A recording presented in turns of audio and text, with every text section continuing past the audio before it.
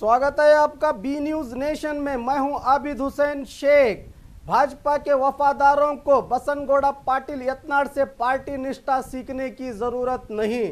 आज press meet में बात करते हुए भाजपा के पूर्व मंत्री अप्पा साहब पट्टन शेट्टी ने बीजेपी से निलंबित पूर्व केंद्र मंत्री बसवनगौड़ा पाटिल यत्नाड़ की तरफ से बीजेपी कार्यकर्ताओं की निष्ठा और आर्थिक व्यवस्था पर सवाल उठाए थे। इसको लेकर आपत्ति जताते हुए कहा कि पार्टी विरोधी गतिविधियां करके बीजेपी से निकाले गए बसनगौड़ा पाटिल को कोई हक नहीं बनता कि पार्टी वरिष्ठों की आड़ में पार्टी के वफादारों को लेकर ऐसी हल्की बातें करें। हमें चापलूसी और अपने फायदे के लिए समझौते की राजनीति करने वाले बाहर के व्यक्ति से पार्टी की निष्ठा सीखने की जरूरत नहीं और यत्नाड़ को कोई हक नहीं बनता कि पार्टी के संबंधित कोई भी बात करे। पहले ये अपनी इमेज बनाए फिर दूसरों पर टिप्पणी करे। ये विवाद बीजेपी के राज्य अध्यक्ष येडियुरप्पा का बीजापुर दौरा रद्द होने पर बसनगौड़ा पाटिल यत्नाड़ ने स्थानीय बीजेपी नेताओं की आर्थिक व्यवस्था को लेकर सवाल उठाए थे।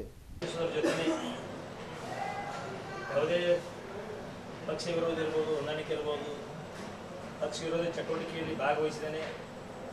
ಕಳೆದ 28 ವರ್ಷದಿಂದ ನಾನು ಪಕ್ಷದ ಕಾರ್ಯಕರ್ತನ ಕೆಲಸ ಮಾಡಿ ಒಂದು ಸಂದರ್ಭದಲ್ಲಿ ನಿನ್ನೆ ಒಬ್ಬ ಕೇಂದ್ರದ ಮಾಜಿ ಸಚಿವರು ಮತ್ತು ನನ್ನ ಹೆಸರು ಜೊತೆನೆ ಇನ್ನೂ ಕೆಲವೊಂದು ಜಿಲ್ಲೆಯ ನಾಯಕರು ಕಟ್ಟ ಬಿಜೆಪಿಗಳೆಲ್ಲ ಇವರು ಹೊಂದಾಣಿಕೆ ರಾಜಕಾರಣವನ್ನು ಮಾಡ್ತಾರೆ ಅನ್ನುವಂಥ ಟೀಕೆಯನ್ನು ಮಾಡಿದ ಇವತ್ತು ಸರಿಯಲ್ಲ. ಬಹುತೇಕ ಬಹಳಷ್ಟು ಪಕ್ಷಗಳು ಹೊರಗಡೆ ಹೋಗಿ ಒಳಗೆ ಬಂದು ಬಹಳಷ್ಟು ಘಟನೆಗಳನ್ನು ಅವ್ರು ನೆನಪು ಹಾಕಿದ್ದಾರೆ ನಾನು ಭಾವಿಸ್ಕೊಂಡಿದ್ದೀನಿ. 90-91 ಇಸ್ವಿಯಿಂದ ಇಲ್ಲಿವರೆಗೆ ಕಾರ್ಯಕರ್ತರ ಒಂದು ಪರಿಶ್ರಮ ಮತ್ತು ನಿರಂತರ ಒಂದು ಶ್ರಮ ತ್ಯಾಗ ಬಲಿದಾನಗಳಿಂದ ಕೇಂದ್ರದ ಸಚಿವ ಸ್ಥಾನಕ್ಕೆ ಅವರು ಹೋಗಿ ಮುಟ್ಟಿದ್ದವರು ನೆನಪು ಹಾಕಿದ್ದಾರೆ. ಎಲ್ಲರ ಒಂದು ಬೆಂಬಲ ಮತ್ತು ನಮ್ಮೆಲ್ಲ ನಿರಂತರ ಹೋರಾಟದ ಪ್ರತಿಫಲವಾಗಿ ಅವರೊಬ್ಬರು ಜಿಲ್ಲೆಯಲ್ಲಿ ಪಕ್ಷದ ಮುಂಚೂಣಿಯಲ್ಲಿದ್ದರು. ಅವರಿಂದ ನಾವು ಯಾವುದೇ ಒಂದು ಸಲಹೆನೇ ಅಪೇಕ್ಷಿಸುವುದಿಲ್ಲ ಮತ್ತು ಕೊಡುವಂಥ ನೈತಿಕತೆ ಅವರಲ್ಲಿ ಇಲ್ಲ. ನಾನೊಂದು ಪತ್ರಿಕೆಯಲ್ಲಿ ಓದಿದೆ, ಇವರೆಲ್ಲ ಕಟ್ಟ ಅಲ್ಲ ಸಟ್ಟ ಬಿಜೆಪಿಗಳು ನಾಯಕರು ಅನ್ನುವಂಥದ್ದು. ಅದು ನೋಡಿ ನನಗೆ ಭಾಳಷ್ಟು ಮಜೆ ಅನ್ನಿಸ್ತು. ಯಾಕಂದರೆ ಯಾರು ಪಕ್ಷ ಬಿಟ್ಟು ಹೊರಗಡೆ ಹೋಗಿ ನಮ್ಮದೇ ಮಾತುಗಳಿಂದ ಅವಾಂತರ ಮಾಡಿಕೊಂಡು ಯಾವ ಸಂದರ್ಭದಾಗ ಯಾರಿಗೆ ಟೀಕೆ ಮಾಡಬೇಕು ಏನು ಮಾತಾಡಬೇಕು ಅನ್ನುವಂಥ ಅರಿವಿರಲಾರ್ದೆ ತಮ್ಮ ವರ್ತನೆಗೆ ತಾವೇ ಶಿಕ್ಷೆಯನ್ನು ಒಳಪಡಿಸ್ಕೊಂಡವರು ಇವತ್ತು ನಮಗೆಲ್ಲ ಹೇಳುವಂಥ ನೈತಿಕತೆ ಅವ್ರಿಗಿಲ್ಲ. ನಾವೆಲ್ಲ ಇವತ್ತು ನನಗೂ ಸಾಕಷ್ಟು ಘಟನೆಗಳು ಇವತ್ತು ನನ್ನ ಮಂತ್ರಿ ಸ್ಥಾನದಿಂದ ಅಪೇಕ್ಷೆ ಪಟ್ಟಾಗ ನಾನು ಸಿಗದೇ ಇದ್ದಾಗಿರ್ಬೋದು, ಭಾರತೀಯ ಜನತಾ ಪಕ್ಷದಲ್ಲಿ ಸಾಕಷ್ಟು ಘಟನೆ ಸಂಭವಿಸಿದಾಗ ಯಾವುದೇ ಒಂದು ಪಕ್ಷದ ವಿರೋಧವಾದಂಥ ಒಂದು ಸಂಗತಿಯನ್ನು ವ್ಯಕ್ತಪಡಿಸಲಿಕ್ಕೆ ನಾನು ಹೋಗಿಲ್ಲ. ಯಾಕೋ ಅವರು ನಿನ್ನೆ ಮತ್ತೆ ನಮ್ಮ ಹೆಸರನ್ನು ಕೆದಕೋ ಮುಖಾಂತರ ಅವರು ನಿನ್ನೆ ಇನ್ನೊಂದು ಯಡಿಯೂರಪ್ಪನವರ ಸಮಾವೇಶ ರದ್ದಾಗಿದ್ದು ಇವರೆಲ್ಲರೂ ಯಡಿಯೂರಪ್ಪನವರಿಗೆ ಅಪಮಾನ ಮಾಡಿದ್ದಾರೆ. ಯಡಿಯೂರಪ್ಪನವರಿಗೆ ಯಾರೂ ಜೊತೆ ಇಲ್ಲ, ಜನರಿಗೆ ಕೂಡಿಸೋಂಥ ಶಕ್ತಿ ಇಲ್ಲ ಅನ್ನುವಂಥ ಆರೋಪಗಳನ್ನು ಮಾಡಿದ್ದಾರೆ.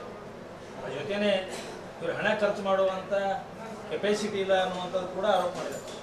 ಇವತ್ತು ಹೋರಾಟಕ್ಕೆ ದುಡ್ಡು ಬೇಕಾಗಿಲ್ಲ, ದುಡ್ಡು ಕೊಟ್ಟು ಜನರನ್ನು ನಾವು ಎಂದೂ ತಂದಿಲ್ಲ, ಅವ್ರು ತಂದಿರ್ಬೋದು. ಕೇಂದ್ರದ ಸಚಿವರಾದಂಥ ಬಸವನಗೌಡ ಪಾಟೀಲ್ ಯತ್ನಾಳ್ ಅವರು ಮೊನ್ನೆ ನಡೆದಂಥ ಪತ್ರಿಕಾಗೋಷ್ಠಿಯಲ್ಲಿ ಹೇಳಿದಂಥ ವಿಷಯಗಳ ಬಗ್ಗೆ ಕೇಂದ್ರದ ಮಾಜಿ ಸಚಿವರು ಬಿಜಾಪುರ ಜಿಲ್ಲೆಯಲ್ಲಿ ಒಬ್ಬರೇ ಇದ್ದಾರೆ. ಯಾಕಂದ್ರೆ ಇಬ್ಬರಿದ್ರು ಒಂದು ಭಾಗ ಇಲ್ಲ, ಹೆಸರು ಹೇಳುವಂಥದ್ದು ಏನು ಅವಶ್ಯಕತೆ ಇಲ್ಲ. ನಾನು ಎಲ್ಲ ಗೊತ್ತ ತಿಳ್ಕೊಂಡು ಹೇಳಲಾಗಿದೆ. ಒಳ್ಳೊಳ್ಳೆ ಬುದ್ಧಕ್ಕೆ ಆಗ್ತದೆ ಹೆಸರು ಅಂತ ಹೇಳಿ ಸ್ವಲ್ಪ ಎರಡೂ ಹೇಳ್ಬೇಕಲ್ಲ. ಕೇಂದ್ರದ ಮಾಜಿ ಸಚಿವರಾದ ಬಸವನಗೌಡ ಪಾಟೀಲ್ ಯತ್ನಾಳ್ ಅವ್ರು ಹೇಳ್ಬೇಕು. ಬಸವನಗೌಡ ಪಾಟೀಲ್ ಮತ್ತು ಭಾಳ ಮಂದಿ ಅದಾರೆ ಬಿಜಾಪುರ ಜಿಲ್ಲೆಯಾಗ. ಇಲ್ಲ ಸರ್, ಹೇಳ್ತೀನಿ ಓಪನ್ ಆಗಿ ಹೇಳಿ. ಬಸವನಗೌಡ ಪಾಟೀಲ್ ಅಂತ ಹೇಳಿದಾಗ ಇನ್ನೊಮ್ಮೆ ಹೇಳಿದ್ರೆ ಇವರು ಕೇಂದ್ರದ ಸಚಿವರಿದ್ದಾಗ ಪಕ್ಷದ ನಿಷ್ಠೆ ಎಷ್ಟು ಇತ್ತು ಅನ್ನುವಂಥದ್ದು ಅವಾಗಿನ ಸಂದರ್ಭದಲ್ಲಿ ಒಂದು ಘಟನೆ ನೆನಪು ಮಾಡ್ಕೋಬೇಕಾಗ್ತದೆ. ಕಾರ್ಯಕರ್ತರ ಜೊತೆ ರಸ್ತೆ ಮೇಲೆ ಬಡದಾಡಿದ್ರು ಇವರು. ಬಡದಾಡಿ ಕೇಸ್ ಕೂಡ ದಾಖಲಾಗಿತ್ತು ಇವ್ರ ಮೇಲೆ. ಮುಂದೆ ಕೈಕಾಲು ಬಿದ್ದು ಯಾರ್ಯಾರ ಪಕ್ಷದ ನಾಯಕರನ್ನ ಹಿಡಿದು ಏನೇನು ಮಾಡಿ ಕಾರ್ಯಕರ್ತರನ್ನ ಮನವೊಲಿಸಿ ಆ ಕೇಸ್ ಏನು ತೆಗ್ಸಕ್ಕೆ ನೋಡಿದ್ರು ಅಂದ್ರೆ ಅವು ಕೇಂದ್ರದ ಸಚಿವರಾದಾಗ ಯಾವ ರೀತಿ ಪಕ್ಷ ಎಲ್ಲ ಕಾರ್ಯಕರ್ತರ ಜೊತೆ ಇರಬೇಕು ಅನ್ನೋದೇ ಇವ್ರಿಗೆ ಯಾರು ಇರಲಿಲ್ಲ. ಇವ್ರಿಗೆ ರಸ್ತೆ ಮೇಲೆ ಬೀದಿ ಮೇಲೆ ಹೊಡೆದಾಟ ಮಾಡಿದ್ರು ಇವರು ಕಾರ್ಯಕರ್ತರ ಜೊತೆನೆ. ಸಣ್ಣ ವಿಷಯಕ್ಕಾಗಿ ಯಾವುದೇ ವಿಷಯಕ್ಕೆ ದೊಡ್ಡ ವಿಷಯ ಇರಲಿಲ್ಲ. ಇವರಿಂದ ಭಾರತೀಯ ಜನತಾ ಪಕ್ಷ ಏನು ಕಲಿಯಕ್ಕೆ ಸಾಧ್ಯದ? ಮತ್ತು ಇವರು ಹೊಂದಾಣಿಕೆ ಮಾಡ್ಕೊಂಡಿದ್ದಾರೆ, ಅದು ಮಾಡಿದ್ದಾರೆ, ಏನೇನು ಉತ್ತರಗಳನ್ನು ಹೇಳಿದ್ದಾರೆ. ನಾನು ಜಿಲ್ಲಾ ಉಸ್ತುವಾರಿ ಸಚಿವನಾಗಿ ಕೇವಲ 8-9 ತಿಂಗಳಿದ್ದೆ. ಆ ಸಂದರ್ಭದಲ್ಲಿ ಚುನಾವಣೆ ನಡೆದಿತ್ತು. ಅವಾಗ ಬಿಜಾಪುರ ಜಿಲ್ಲೆಯಲ್ಲಿ ಹೆಚ್ಚು ಸ್ಥಾನಗಳು 5 ಸ್ಥಾನಗಳನ್ನು ನಾವು ಗೆದ್ದಿದ್ದೀವಿ. ಅವಾಗ ಇವ್ರು ನಿಂತು ಬಿದ್ದಿದ್ರು. ಅವಾಗ ಇನ್ನೊಂದು 2-3 ಸಾವಿರ ಮುದ್ದೆಗಳನ್ನು ಕಳ್ಕೊಂಡೇವೆ. ಸ್ವಲ್ಪ ಓಟ್ನಾಗ ಅದಾವ ಹೋಯ್ತವ. ಇಲ್ಲಿ 6 ಸ್ಥಾನಗಳು ನಮ್ಮ ಪಾಲಾಗ್ತಿದ್ದು. ಅವಾಗ ಇವರು ಸ್ಪರ್ಧೆ ಮಾಡಬಾರ್ದಾಗಿತ್ತು. ಇವ್ರು ಸ್ಪರ್ಧೆ ಮಾಡೋದ್ರಿಂದ ಅದೊಂದು ಸ್ಥಾನ ಕಳ್ಕೊಂಡಿಲ್ಲ. 7 ಸ್ಥಾನಗಳು ಅವಾಗೇ ಗೆಲ್ತಿದ್ದೇವೆ ನಾವು. ಸ್ಪರ್ಧೆ ಇವ್ರಿಗೆ ಬೇಡ ಅಂತ ಹೇಳಿದ್ರು ಇವರು ಒತ್ತಾಯ ಮೇರೆಗೆ ನಾನು ರಾಜ್ಯಕ್ಕೆ ಏನೋ ಆಗ್ತೀನಿ, ಮುಖ್ಯಮಂತ್ರಿ ಆಗ್ತೀನಿ, ಅದು ಆಗ್ತೀನಿ ಅಂತ ಹೇಳಿ ಸ್ಪರ್ಧೆ ಮಾಡೋದ್ರಿಂದ ಅದು ಸ್ಥಾನ ಅವಾಗ ಕಳ್ಕೊಂಡಿಲ್ಲ. ಅದನ್ನು ಸ್ಥಾನ ಕೂಡ ಅವಾಗ ಗೆಲ್ತಿದ್ದೇವೆ. ಅವಾಗ 7 ಸ್ಥಾನಗಳು ಆಗ್ತಿದ್ವು. ಆದರೂ ನನಗೆ ಕೂಡ ಸಂತೋಷ ಇದೆ. ಯಾಕಂದ್ರೆ ನನ್ನ ಒಂದು ಉಸ್ತುವಾರಿ ಸಚಿವನಾಗಿ ಕೆಲಸ ಮಾಡೋ ಸಂದರ್ಭದಲ್ಲಿ ಚುನಾವಣೆ ನಡೆದಾಗ ನಾನೇ ಭಾಳಷ್ಟು 2 ವರ್ಷ 3 ವರ್ಷ ಇರಲಿಲ್ಲ. ಎಲ್ಲ 7-8 ತಿಂಗಳು ಇದ್ದೆ. ಅವಾಗ 7-8 ತಿಂಗಳು ಇದ್ದಾಗ ಅಷ್ಟು ಪಕ್ಷದ ಒಂದು ಬೆಳವಣಿಗೆಯನ್ನು ನಾವು ಮಾಡಿದ್ದೀವಿ. ಇವತ್ತು ಮನೆ ಬೇಲ್ ಪಾಲ್ಟ್ರು ಪಾಪ ಸ್ಟೇಟ್ಮೆಂಟ್ ಕೊಟ್ಟಿದ್ರು ಸಣ್ಣ ಪ್ರಮಾಣದ. ಅವರು MP ಎಲೆಕ್ಷನ್ದಾಗ ಇವ್ರು ಏನು ಮಾಡಿದಾರೆ ಅನ್ನುವಂಥದ್ದು ಅವ್ರು ಕೂಡ ಹೇಳಿಕೆಯನ್ನು ಕೊಟ್ಟಿದ್ದಾರೆ. ಬೇಲ್ ಪಾಲ್ಟ್ರು ಸಣ್ಣದು ಬಂದಿದ್ದು ಸ್ಟೇಟ್ಮೆಂಟ್ ಪೇಪರ್ ಅವರು ಎಲ್ಲೋ ಹಳ್ಳ್ಯ ಕೊಟ್ಟಿದ್ರು. ಹಿಂಗಾಗಿ ದೊಡ್ಡ ಪ್ರಮಾಣ ಬಂದಿಲ್ಲ. ಆ ಬೇಲ್ ಪಾಲ್ಟ್ರಿಗೆ ಕೇಳಿ ಗೊತ್ತಾಗ್ತದೆ ಇವ್ರು ಯಾವ್ದು ಹೊಂದಾಣಿಕೆ ಯಾರ ಜೊತೆ ಮಾಡಿ.